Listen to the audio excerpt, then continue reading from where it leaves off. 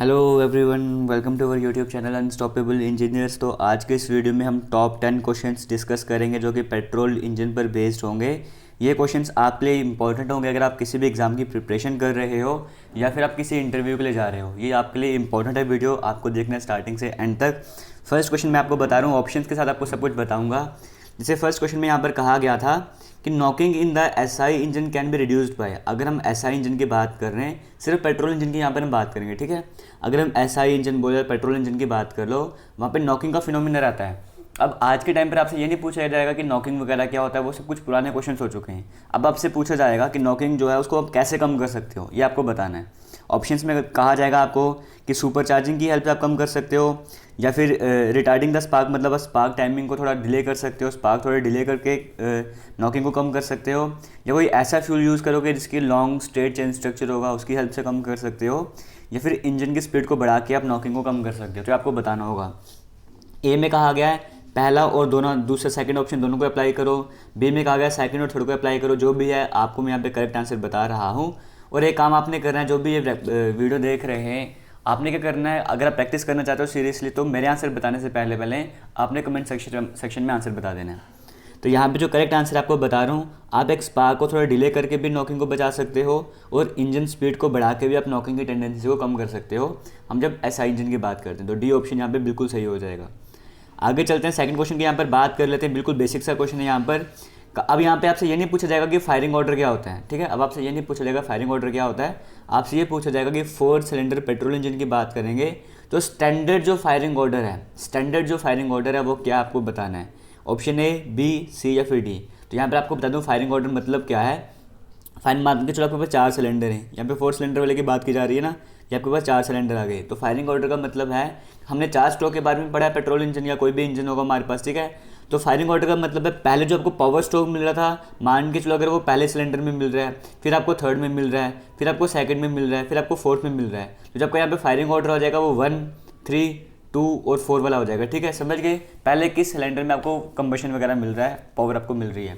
यहाँ पे जो स्टैंडर्ड, जो जनरली जो फायरिंग ऑर्डर यूज़ किया जाता है ना, वो यहाँ पर यूज़ किया जाता है 1, 3, 4, 2 वाला। तो डी ऑप्शन यहाँ पे बिल्कुल आपका सही हो जाएगा। वैसे तो अलग अलग जो कंपनीज है वो डिफरेंट फायरिंग ऑर्डर यूज़ करते हैं, बट जो जनरल और स्टैंडर्ड फायरिंग ऑर्डर है वो 1, 3, 4, 2 वाला है। मतलब पहले जो पावर स्ट्रोक मिलेगा फर्स्ट सिलेंडर में, फिर थर्ड सिलेंडर में, फिर फोर्थ सिलेंडर में, और फिर उसके बाद सेकंड सिलेंडर में मिलेगा। इतना क्लियर हो गया। अब हम चलते हैं नेक्स्ट क्वेश्चन की तरफ।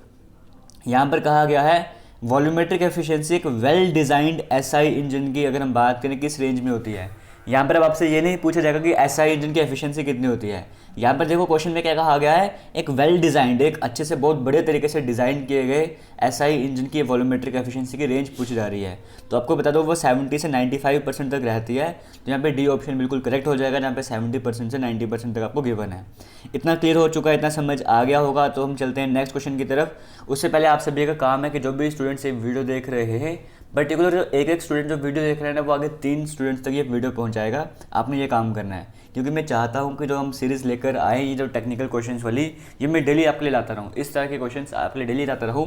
उसके लिए मुझे मोटिवेशन चाहिए, और मोटिवेशन कैसे मिलेगी, जब आप वीडियोज़ को शेयर करोगे, इसी वीडियो के डिस्क्रिप्शन और कमेंट सेक्शन में कमेंट करोगे। आगे चलते हैं हम नेक्स्ट क्वेश्चन की, यहाँ पर बात कर लेते हैं फोर्थ क्वेश्चन की। यहाँ पर कहा गया था इग्निशन क्वालिटी की बात की जा रही है। अगर हम पेट्रोल इंजन की बात करें, उसकी इग्निशन क्वालिटी को हम किसके टर्म्स में बताते हैं? क्या हम सिटेन नंबर की टर्म्स में बताते हैं, ऑक्टेन नंबर, कैलोरीफिक वैल्यू, या फिर इन सभी के टर्म्स में बताते हैं? तो यहाँ पर देखिए, जब हम पेट्रोल इंजन की बात कर रहे हैं ना, पेट्रोल इंजन की बात कर रहे हैं, उसकी इग्निशन क्वालिटी किसके बेसिस पे बताते हैं? हम ऑक्टेन नंबर के बेसिस पे बताते हैं। जिस फ्यूल का ऑक्टेन नंबर ज़्यादा हो गया वो हमारे लिए बेटर हो गया। जैसे हम 100 की बात करें, एक आइसो ऑक्टेन हमारे पास जिसको हमने 100 की रेटिंग दी हुई है, इसका मतलब कोई फ्यूल उसकी तरह हो जाएगा तो वो बेटर फ्यूल है। और अगर कोई ऐसा फ्यूल जिसकी ऑक्टेन रेटिंग 0 है, अगर उसके पास कोई फ्यूल होगा तो इसका मतलब वो बेकार फ्यूल है। क्लियर हो गया। तो जनरली जो अगर प्रैक्टिकली देखा जाए, तो अगर आपको 70 या 80 की रेंज पे भी मिल रहा है ना ऑक्टेन नंबर, तो वो भी आपके लिए बेटर फ्यूल है। आगे चलते हैं नेक्स्ट क्वेश्चन की, यहाँ पर बात कर लेते हैं। हम पेट्रोल इंजन की बात करें, यहाँ पे ये क्वेश्चन भी बड़ा इंपॉर्टेंट आपके लिए, कि अगर हम पेट्रोल इंजन की बात करें तो मिक्सचर का, जो भी मिक्सचर यहाँ पे एयर फ्यूल मिक्सचर की हम बात कर रहे हैं, उसका लोएस्ट प्रेशर कब होता है? सबसे कम प्रेशर आपको देखने को कब मिलता है? पेट्रोल इंजन की हम बात कर रहे हैं। यहाँ पर कहा जाए जब सक्शन स्ट्रोक स्टार्ट हो रहा था, तब सक्शन स्ट्रोक वगैरह की यहाँ पर अगर हम बात करें, देखो ये हमारे पास आ गया ना सिलेंडर, एक सिलेंडर की बात कर रहे हैं। यहाँ पे बस इनलेट वाल्व रहती है, यहाँ पे आउटलेट वाल्व रहती है, और यहाँ पे स्पार्क प्लग आपका रहेगा इस तरह से, ठीक है। सक्शन स्ट्रोक की मतलब जो पहले क्या होता है, पिस्टन आपका मान के चलो यहाँ पर होता है और वो नीचे की तरफ जा रहा होता है, ठीक है। ये bottom dead top dead centre में है और पिस्टन आपका जब नीचे की तरफ जा रहा होता है इस तरह से करके आ रहा होता है, वो सक्शन स्ट्रोक होता है आपका। तब आपका क्या होता है, एयर और फ्यूल का मिक्सचर यहाँ पर एंटर कर रहा होता है। तो कहा गया कि सक्शन स्ट्रोक के बिगिनिंग में, मतलब जब पिस्टन आपका टॉप डेड सेंटर में था, तब आपका जो मिक्सचर है उसका कम प्रेशर होता है। जैसे पिस्टन आपका सक्शन स्ट्रोक का एंड हो रहा है, मतलब पिस्टन बिल्कुल बीडीसी पर आ चुका है, तब आपका जो प्रेशर वगैरह वो कम होता है। इस अगर हम फ्यूल मिक्सचर की बात करें, या कंप्रेशन स्ट्रोक के एंड में, या फिर इनमें से कुछ भी नहीं। देखो यहाँ पर मैं आपको एग्जांपल के साथ भी पहले समझा चुका था कि जब आपका पिस्टन ऐसे है ना, जब वो नीचे की तरफ आ रहा है तो वहाँ पे सक्शन क्रिएट कर रहा है, वो प्रेशर कम होता जा रहा है। अब जितना वो नीचे आता जाएगा उतना कम प्रेशर होता जाएगा। अब मिनिमम तो पिस्टन बीडीसी तक आ सकता है ना, मतलब सक्शन स्ट्रोक के एंड तक की बात कर रहे हैं, तो वहाँ पे जितना नीचे आएगा उतना प्रेशर कम होगा। तो सबसे मिनिमम प्रेशर आपको कहाँ मिलेगा, end of the section stroke. तो बी ऑप्शन आपका यहाँ पे करेक्ट हो जाएगा। आगे चलते हैं, यहाँ पे कहा गया है प्रेशर और टेम्परेचर की बात की जा रही है कंप्रेशन स्ट्रोक के एंड में। प्रेशर और टेम्परेचर कहा गया है कंप्रेशन स्ट्रोक के एंड में। कंप्रेशन स्ट्रोक आपको समझ आ गया ना, पहला सक्शन स्ट्रोक था, फिर सेकंड स्ट्रोक की बात करते हैं कंप्रेशन स्ट्रोक, जहाँ पे एयर और फ्यूल के मिक्सचर को कंप्रेस किया जा रहा था, मतलब मैक्सिमम टेम्परेचर वगैरह, मैक्सिमम तो नहीं कहेंगे लेकिन प्रेशर टेम्परेचर बढ़ रहा था वहाँ पे। तो कंप्रेशन स्ट्रोक के एंड में जब आपका वो भी हो रहा होता है, स्पार्क भी निकल रही होती है, उस टाइम पीरियड पर आपका टेम्परेचर और प्रेशर की रेंज पूछी गई, आपको बताना था। ए ऑप्शन में गिवन है, बी ऑप्शन भी आपके सामने, सी ऑप्शन भी आपके सामने गिवन है, डी भी आपके सामने गिवन है। अब यहाँ पर आपको हेल्प ऐसे मिल जाएगी, अगर आपको टेम्परेचर रेंज का पता है तो आप यहाँ से बता सकते हो, प्रेशर रेंज का पता है तो भी आपका करेक्ट आंसर हो जाएगा। जैसे मान के चलो आपको प्रेशर रेंज का, टेम्परेचर रेंज का पता है कि 250 से 350 डिग्री सेल्सियस तक होता है, 250 250 से लेकर 350 डिग्री सेल्सियस तक होता है, तो आपको समझ आएगा कि जो प्रेशर रेंज है वो इतनी होगी। तो जो करेक्ट ऑप्शन है वो भी बी ही है, बी आपका सही आंसर हो जाएगा। क्लियर हो गया। इसी तरह से हम आगे चलेंगे नेक्स्ट क्वेश्चन की तरफ। यहाँ पर कहा गया था 4 स्ट्रोक पेट्रोल इंजन की बात कर रहे हैं। फिर से हम वही, मैंने आपको बताया था कि हम पेट्रोल इंजन की यहाँ पर बात करेंगे। चार्ज जो है वो कब इग्नाइट किया जाता है। अब हमने कंप्रेशन स्ट्रोक की बात करते हैं, एयर और फ्यूल के मिक्सचर को कंप्रेस किया जा रहा था, अब वो चार्ज कहा जा रहा है उसको, ठीक है, उस मिक्सचर को चार्ज कहा जा रहा है। वो चार्ज जो है उसको कब इग्नाइट किया जाता है। यहाँ पे डिग्रीज की टर्म से पूछ लिया, कुछ डिफिकल्ट नहीं है, आपको बेसिक नॉलेज है तो आप बता सकते हो। यहाँ पर हमें इतना तो क्लियर है कि जब पिस्टन जो है वो टॉप डेड सेंटर में जाने लगता है कंप्रेशन स्ट्रोक में, उससे कुछ टाइम पीरियड पहले ही, उससे कुछ देर पहले ही वहाँ से स्पार्क निकल जाती है स्पार्क प्लग से। तो इसका मतलब टॉप डेड सेंटर से पहले निकलेगा ना, तो आफ्टर टॉप डेड सेंटर तो हो नहीं सकता। बॉटम डेड सेंटर की हमने यहाँ पे बात ही नहीं की। टॉप डेड सेंटर में जब जा रहा हो तो उससे थोड़ा सा पहले, मतलब 30 degree before top dead centre. तो ये ऑप्शन आपका बिल्कुल सही आंसर हो जाएगा। उसी तरह से हम आगे चलते हैं, नेक्स्ट क्वेश्चन की यहाँ पर बात कर लेते हैं। यहाँ पर आपको देखो क्या करना है, एक लिस्ट में ना लिस्ट 1 की बात करेंगे, वहाँ पे आपको एसआई इंजन के जो मोड हैं, ऑपरेशनल मोड की, मतलब मैक्सिमम पावर कब मिलेगी, मिनिमम पावर कब मिलेगी, वो सब गिवन होगा। और लिस्ट 2 की बात करें, वहाँ पे एयर फ्यूल रेशियो आपको गिवन होगी, आपको कोड्स को मैच करना है। थोड़ा सा यहाँ पे हम जूम आउट कर लेते हैं, अब आपको सही से समझ आएगा। यहाँ पर देखिए, यहाँ पर जैसे एक सेकंड थोड़ा सा इसको ऐसे करके तो जूम अब ठीक है। ऐसे देखो, यहाँ पर अगर बात की जा रही है तो आइडलिंग की बात कर रहे हैं। देखो आइडलिंग की बात आ रही है, क्रूजिंग रेंज की बात आ रही है, मैक्सिमम पावर की बात आ रही है, कोल्ड स्टार्टिंग की बात आ रही है। अब आपको यहाँ पे मैच करना है एयर फ्यूल रेशियो को। अगर आप में से किसी को नहीं पता, पहली बार इन चीज़ों के बारे में पढ़ रहे हैं, तो मैं आपको बता दूं एयर फ्यूल रेशियो का यहाँ पे मतलब क्या है। जैसे यहाँ पर मान के चलो, यहाँ पे 13 गिवन है, ठीक है, इसका मतलब क्या है, 13 का मतलब क्या है, यहाँ पे कहा गया कि एक पार्ट फ्यूल के लिए आपको 13 पार्ट चाहिए, सेम 13 पार्ट आपको चाहिए हवा के। समझ गए, सिंपल लैंग्वेज में समझा रहा हूँ। मान के चलो 1 ग्राम फ्यूल है, आपको 13 ग्राम फ्यूल चाहिए उसके लिए। या 3 का मतलब क्या है कि एक पार्ट फ्यूल के लिए आपको 3 पार्ट चाहिए हवा के। वो सब चीज़ें गिवन है यहाँ पे, और कुछ गिवन नहीं है। अब यहाँ पर जब हम बात करते हैं कोल्ड स्टार्टिंग की, यहाँ पे सिंपल सा फंडा गया है, जिसके बारे में आपको सही नॉलेज है ना, उसी की तरफ चलो। कोल्ड स्टार्टिंग सबसे बेसिक है, जिसके बारे में सभी को पता होता है कि कोल्ड स्टार्टिंग की बात करेंगे, जब गाड़ी नई स्टार्ट करते हो, आप इनिशियल स्टार्ट करते हो, तब क्या रहता है, तब आपका जो गाड़ी का जो इंजन है ना, उसका टेम्परेचर ज़्यादा बड़ा नहीं होता, वो ठंडा होता है, ऐसा कह सकते हो, कोल्ड होता है। तो उस टाइम आप क्या करोगे, यार सर्दियों में जब गाड़ी वगैरह स्टार्ट करते हो तो टेम्परेचर वगैरह बड़ा कम होता है, कोल्ड वगैरह वहाँ पर होता है। तो वहाँ पर क्या चाहिए, आपको जो फ्यूल है ना वो अच्छे से बर्न करना है, तो आप वहाँ पे एयर जो है ना कम से कम लाते हो, मैक्सिमम फ्यूल भेजने की कोशिश करते हो। तो एयर आपको वहाँ पे कम लाते हो, तो एयर कम आपको कहाँ दिख रही है, एक पार्ट फ्यूल में कम आपको एयर कहाँ दिख रही है, यहाँ पे दिख रहे हैं 3 पार्ट फ्यूल के, क्योंकि आपको ज़्यादा यहाँ पे फ्यूल वगैरह चाहिए, एयर आपको कम चाहिए, यहाँ पे लीन मिक्सचर वगैरह आपको चाहिए, ऐसा कह सकते हो। तो एयर आपको कम चाहिए, फ्यूल ज़्यादा चाहिए, तो एयर कम आपको कहाँ पे मिल रही है, 1 ऑप्शन में मिल रही है। इसका मतलब कि कोल्ड स्टार्टिंग के लिए तो हमें पता लग गया 3 आंसर आ जाएगा, मतलब डी ऑप्शन का जो रिलेशनशिप होगा वो 1 से होगा। ये कहाँ आपको मिल रहा है, डी ऑप्शन का रिलेशनशिप आपको 1 ए पे भी मिल रहा है, सी पे भी मिल रहा है, डी पे भी मिल रहा है। इसका मतलब बी जो है वो तो गलत हो गया, बी तो आंसर हो नहीं सकता, या तो ए होगा, या सी होगा, या फिर डी होगा।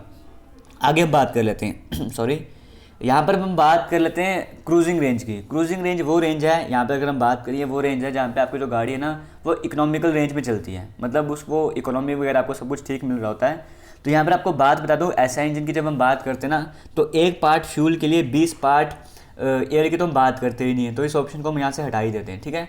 अब हम क्रूजिंग रेंज की बात करें, मतलब इकोनॉमिक रेंज में चल रहा है वहाँ पे, तो इसका मतलब क्या है कि वहाँ पे एक पार्ट फ्यूल, अगर एक पार्ट फ्यूल है तो वहाँ पे मैक्सिमम एयर आने दो, और मैक्सिमम एयर आपको यहाँ पे कहाँ दिख रही है, फोर्थ ऑप्शन में मिल रही है, सी मतलब 16 यहाँ पे आपको मिल रहा है। इसका मतलब कि जहाँ पर भी बी का रिलेशनशिप इस 4 से हो गया वो करेक्ट हो जाएगा।